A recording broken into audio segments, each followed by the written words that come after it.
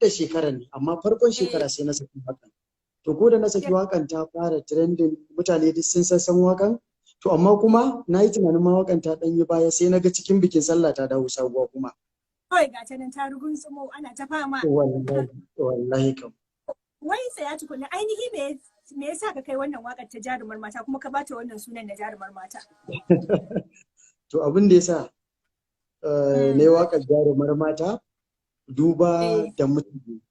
Duk lokacin da zan yi waka soyayya, abin da nake fara tunani a kai shine ba wai ina yin tunani a kaina bane, a'a ina yin tunani ne akan mutane, halittar mutane kala-kala ne.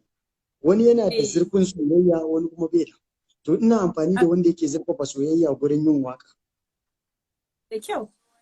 Shine dalilin yin jarumar mata kuma na yi ne don na kwana biyu gaskiya ban yi wa masoya wakan da za su kayatar da masoyansu ba.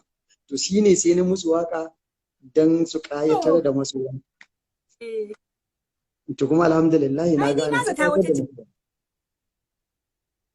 wata jarumar ce. A'a, ba budurwata na yau ba wallahi. Wato kawai samari. Amma ka ce wannan waka ka yi ta ne saboda masoya. Samari da 'yan mata dama kai targetin a wannan wakar? Duk lokacin da zan yi waka, ba na yin tunani a kan iya samari da 'yan mata. Da farko tunani na ina fara ɗauko tsoho, sai na ɗauko tunani na ba ma tsoho, sai in ba wa sa'ana, in ba wa wanda ya girme ni,